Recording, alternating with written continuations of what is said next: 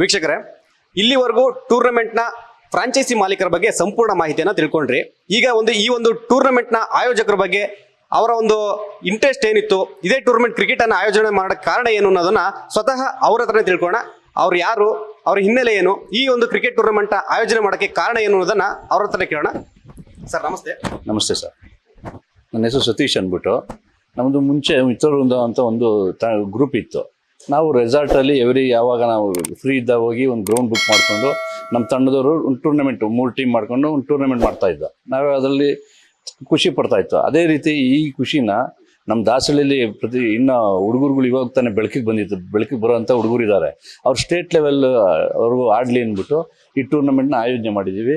ಇದು ಅಪ್ರಾಕ್ಸಿಮೇಟ್ ಒಂದು 50 ಲಕ್ಷದವರೆಗೂ ನಮ್ಗೆ ಖರ್ಚು ಬರುತ್ತೆ. ಅದ್ರಲ್ಲಿ ನಾವೆಲ್ಲೂ ಯಾರೇ ರೀತಿ ಕಲೆಕ್ಷನ್ಗೆ ಹೋಗಿರಲಿಲ್ಲ. ನಮ್ಮ ತಂಡದಲ್ಲಿ ಏನಿದ್ದೀವೋ, ನಮ್ಮ ತಂಡದಲ್ಲಿ ಆರ್ಗನೈಸರ್ಸಲ್ಲಿ ವಿನಯ್ ಅಂತ ಇದ್ದಾರೆ, ಭೂಮೇಶ್ ಅಂತ ಇದ್ದಾರೆ, ಇನ್ನೊಬ್ರು ಸತೀಶ್ ಅಂತ ಇದ್ದಾರೆ, ಆಗಸ್ಟಿನ್ ಅಂತ ತುಂಬ ಇದ್ದಾರೆ. ಅವರೆಲ್ಲ ನಾವು ಮಾಡೋಣ, ಎಲ್ಲ ಸಕ್ಸಸ್ ಮಾಡೋಣ ಅಂತ ಅವರೆಲ್ಲ ನಮ್ಮ ಧೈರ್ಯ ಕೊಟ್ಟಿದ್ದಕ್ಕೆ ಯೋಜನೆ ಮಾಡಿದೆ ಸರ್. ನನಗೆ ಧೈರ್ಯ ಕೊಟ್ಟಿದ್ದು ನಮ್ಮ ಸ್ನೇಹಿತರುಗಳು.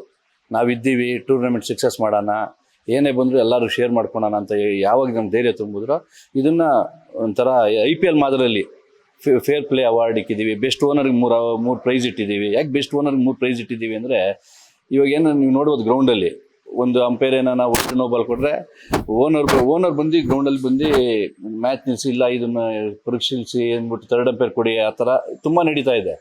ಇಲ್ಲಿ ಲೈವಲ್ಲಿ ಬರ್ತಾ ಇರೋದ್ರಿಂದ ಲೈವ್ ಜನ ನೋಡ್ತಾ ಇರ್ತಾರೆ. ಅವ್ರು ಏನು ಮಾಡ್ತಾರೆ, ಏನಪ್ಪ ಇದು ಆ ರೀತಿ ಮಾತಾಡೋದು ಬದಲು ಬೆಸ್ಟ್ ಓನರ್ಗೆ 3 ಪ್ರಶಸ್ತಿ ಇಟ್ಟಿರೋದ್ರಿಂದ ಅಟ್ಲೀಸ್ಟ್ ಅವರು ಸುಧಾರಣೆ ಮಾಡಿಕೊಂಡು ಪ್ಲೇಯರ್ಸ್ಗೆಲ್ಲ ಹೇಳಿ ಆಡಿಸ್ಲಿ ಅಂತಲೂ ಒಂದು ಇದು ಮಾಡಿದ್ದೀವಿ. ಆಮೇಲೆ ಮ್ಯಾನ್ ಆಫ್ ದ ಸೀರೀಸ್ಗೆ ಎಲೆಕ್ಟ್ರಿಕ್ ಬೈಕ್ ಕೊಡಿಸ್ತಾ ಇದ್ದೀವಿ. ಆಮೇಲೆ ಮ್ಯಾನ್ ಆಫ್ ದ ಮ್ಯಾಚ್ಗೆ ಎಲೆಕ್ಟ್ರಿಕ್ ಸೈಕಲ್ಲು, ಬೆಸ್ಟ್ ಬೌಲರ್ಗೆ ಎಲೆಕ್ಟ್ರಿಕ್ ಸೈಕಲ್ಲು, ಬೆಸ್ಟ್ ವಿಕೆಟ್ ಕೀಪರ್ಗೂ ಸೈಕಲ್ ಕೊಡ್ತಾ ಇದ್ದೀವಿ. ಇನ್ನೂ ಏನೇನೋ ಇದೆ. ಗ್ರೌಂಡಲ್ಲಿ ಯಾರು ಚೆನ್ನಾಗಿ ನಾವು ಪ್ರೋತ್ಸಾಹ ಮಾಡ್ತಾ ಇರ್ತಾರೆ, ಚಪ್ಪಾಳೆ ಹೊಡೆದು ಅವ್ರಿಗೆಲ್ಲ ಒಂದು ಕರೆದು ಸ್ಟೇಜ್ ಮೇಲೆ ಶರ್ಟ್ ಕೊಡೋದು, ಈ ಥರ ತುಂಬ ಇನ್ನು ಆಲೋಚನೆ ಮಾಡಿ ಮಾಡ್ತಾಯಿದ್ದೀವಿ. ಇವಾಗ ಏನಂದರೆ ಜನ ನಮಗೆ MA ಗ್ರೌಂಡಲ್ಲಿ ಜನ ಬರ್ತಾ ಇಲ್ಲ. ಮುಂಚೆ ಎಷ್ಟೋ ಜನ ಮಾಡಿದ್ದಾರೆ, ಸಂಜೆ ಮೇಲೆ ಸ್ವಲ್ಪ ಜನ ಬರ್ತಾರೆ, ನೋಡ್ತಾರೆ. ಇದು ಹೆಂಗೆ ಅಂದರೆ ಬೆಳಿಗ್ಗೆಯಿಂದ ಜನ ಇರಬೇಕು. ಜನ ಇದ್ರೇ ಹುಡುಗರುಗಳು ಆಡೋವಂಥ ಹುಡುಗರುಗಳಿಗೆ ಸ್ವಲ್ಪ ಸ್ಫೂರ್ತಿ ಆಗುತ್ತೆ ಅಂದ್ಬಿಟ್ಟು ಜನನ ಅಟ್ರಾಕ್ಷನ್ ಮಾಡೋಕ್ಕೆ ನಾವು ಏನೇನು ಬೇಕೋ ಎಲ್ಲ ತಯಾರಿ ಮಾಡ್ಕೊತಾ ಇದ್ದೀವಿ. ಸರ್, ಇನ್ನೊಂದು, ಈ ಒಂದು ಟೂರ್ನಮೆಂಟ್ ನೋಡೋರಿಗೆ ಒಂದು ಪ್ರಶ್ನೆ ಏನಂತಂದ್ರೆ, ಇಷ್ಟು ದೊಡ್ಡ ಮಟ್ಟದಲ್ಲಿ ಬೆಂಗಳೂರಲ್ಲಿ ಮಾಡ್ತಿದ್ದಾರೆ, ಈ ಆಯೋಜಕರು ಯಾರು, ಇವ್ರ ಹಿನ್ನೆಲೆ ಏನು ಅನ್ನೋದನ್ನು ಎಲ್ಲರೂ ಪ್ರಶ್ನೆ ಆಗಿರುತ್ತೆ. ಸೊ ಅದ್ರ ಬಗ್ಗೆ ಹೇಳೋದಾದ್ರೆ ಏನು ಹೇಳ್ತೀರಾ ಸರ್? ನಿಮ್ಮ ಹಿನ್ನೆಲೆ ಏನು, ನೀವ್ಯಾರು? ನಾನು ಬೇಸಿಕಲಿ ನಮ್ಮ ದಾಸಹಳ್ಳಿಗೆ 20-25 ವರ್ಷ ದಾಸಹಳ್ಳಿಯಲ್ಲೇ ಇರೋದು, ಸತೀಶ್ ಅಂತ. ನಾವು ಒಂದು ರಾಜಕೀಯ ಪಕ್ಷದಲ್ಲಿ ಗುರ್ಸ್ಕೊಂಡಿದ್ದೀವಿ. ಈ ರಿಯಲ್ ಎಸ್ಟೇಟ್ ವ್ಯವಹಾರ ಮಾಡ್ಕೊಂಡಿದ್ದೀವಿ. ಅದೇ ದುಡ್ದಿದ್ದೆಲ್ಲ ನಮಗೆ ಬೇಕಿಲ್ಲ, ಸಮಾಜ ಸೇವೆಗೂ ತೊಡಗಿಸ್ಕೊಳ್ಳೋಣ ಅಂದ್ಬಿಟ್ಟು ರಾಜಕೀಯದಲ್ಲಿದ್ದೀವಿ. ಈ ಥರ ನಮ್ಮದೇ ಒಂದು ತಂಡ ಇದೆ, ಮಿತ್ರವೃಂದ ಅಂತ ಒಂದು ಕ್ರಿಕೆಟ್ ತಂಡ ಆಯಿತು. ಅದಕ್ಕೆ ನಾನೇ ಮೇನ್ ಓನರು. ನಾವು ಸುಮಾರು ಪ್ರಶಸ್ತಿ ಗೆದ್ದಿದ್ದೀವಿ. ದಾಸಹಳ್ಳಿಲಿ ಮ್ಯಾಕ್ಸಿಮಮ್ ಯಾವ ಟೂರ್ನಮೆಂಟ್ ಮಾಡಿದ್ರು ತುಂಬ ಸರಿ ನಾವು ಗೆದ್ದಿರೋದುಂಟು. ಹಾಗಾಗಿ ಇದನ್ನು ಎಲ್ಲ ಹುಡುಗರು ಬೆಳಕಿಗೆ ಬರಲಿ ಅಂತಲೂ ಒಂದು ಆಲೋಚನೆ ಮಾಡಿ ಇದನ್ನು ಮಾಡ್ತಾಯಿದ್ದೀವಿ. ನನಗೆ ಏನು ಇದಕ್ಕೆ ಬೆಂಬಲ ಕೊಡ್ತಾ ಇದ್ದಾರೆ ನಮ್ಮ ಸ್ನೇಹಿತರು, ನಾನು ಅವ್ರಿಗೆ ಯಾವತ್ತೂ ಚಿರಋಣಿಯಾಗಿರ್ತೀನಿ. ಏನು ಅಂದರೆ ಮಾಡೋಣ ಅಂತ ಒಂದು ಧೈರ್ಯ ಮಾಡಿಬಿಟ್ಟೆ. ಆಮೇಲೆ ಅವ್ರು ಬಂದು ನನ್ನ ಕರೀತಾ ಇಲ್ಲ, ನಿಮ್ಗೆ ಯಾಕೆ ಬಿಟ್ಟಿದ್ಯಾ, ನಾವು ಏನಾರ ಮಾಡ್ತೀವಿ ಅಂತ ಹೇಳ್ತಾ ಇರೋದು ನೋಡಿ, ಅವ್ರು ಒಬ್ಬೊಬ್ಬ ಬಂದನು ಒಂದೊಂದು ಆಲೋಚನೆ ಮಾಡಿ ಗ್ರೌಂಡ್ಗೆ ಏನು ಕಳೆ ಕಟ್ಟಬೇಕು ಆ ಥರ ಮಾಡ್ತಾಯಿದ್ದೀವಿ ಸರ್. ಇನ್ನೊಂದು, ಇಷ್ಟು ಒಂದು ದೊಡ್ಡ ಮಟ್ಟದಲ್ಲಿ ಈ ಬೆಂಗಳೂರಲ್ಲಿ ನಾನು ನೋಡಿದ ಪ್ರಕಾರ ಇಷ್ಟು ದೊಡ್ಡ ಮಟ್ಟದಲ್ಲಿ ಕ್ರಿಕೆಟ್ ಟೂರ್ನಮೆಂಟ್ ಆಯೋಜನೆ ಮಾಡಿಲ್ಲ, ಅಂದರೆ ಬಜೆಟ್ ವೈಸ್.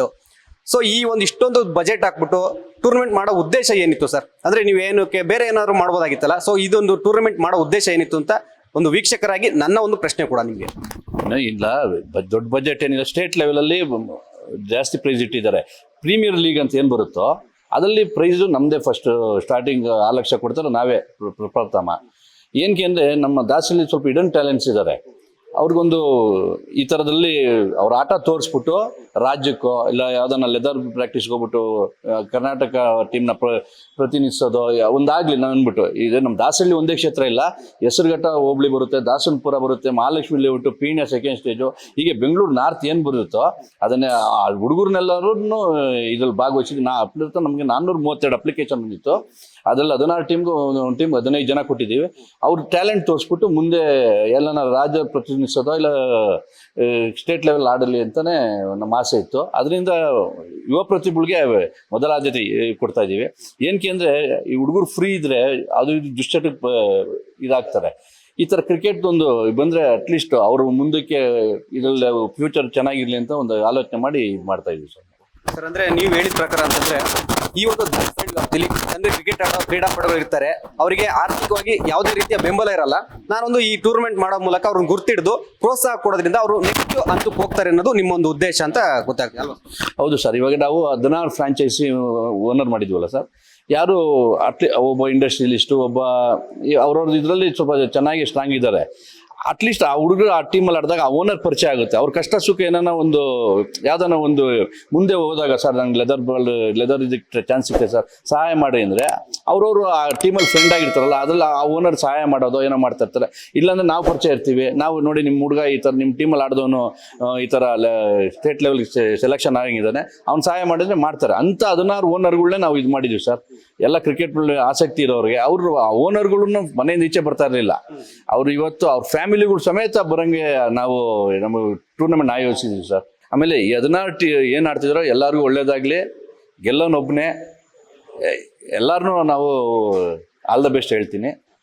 ಈ ಟೂರ್ನಮೆಂಟ್ ಸಕ್ಸಸ್ ಆಗಲಿ ಅಂತ ಅವ್ರ ಕಡೆಯಿಂದನೂ ನಾನು ತಿಳ್ಕೊತೀನಿ ಸರ್. ಇಷ್ಟು ದೊಡ್ಡ ಮಟ್ಟದಲ್ಲಿ ಈ ಒಂದು ಟೂರ್ನಮೆಂಟ್ ಆಯೋಜನೆ ಮಾಡಿದ್ರೆ ನಿಮಗೂ ಕೂಡ ಮತ್ತೆ ನಿಮ್ಮ ತಂಡಕ್ಕೂ ಕೂಡ ನಮ್ಮ ಕಡೆಯಿಂದನೂ ಕೂಡ all the best sir. Latest ಹಾಗೂ ಇಂಟ್ರೆಸ್ಟಿಂಗ್ ಸುದ್ದಿಗಳಿಗಾಗಿ ಬಾಸ್ ಟಿವಿ ಕನ್ನಡ ಚಾನೆಲ್ನ ಸಬ್ಸ್ಕ್ರೈಬ್ ಮಾಡಿ, ಹಾಗೆಯೇ ಬೆಲ್ ಐಕಾನ್ ಪ್ರೆಸ್ ಮಾಡಿ. ಇದರ ಜೊತೆಗೆ ಫೇಸ್ಬುಕ್, ಇನ್ಸ್ಟಾಗ್ರಾಮ್, ಎಕ್ಸ್ ನಲ್ಲೂ ಮಿಸ್ ಮಾಡದೆ ಫಾಲೋ ಮಾಡಿ.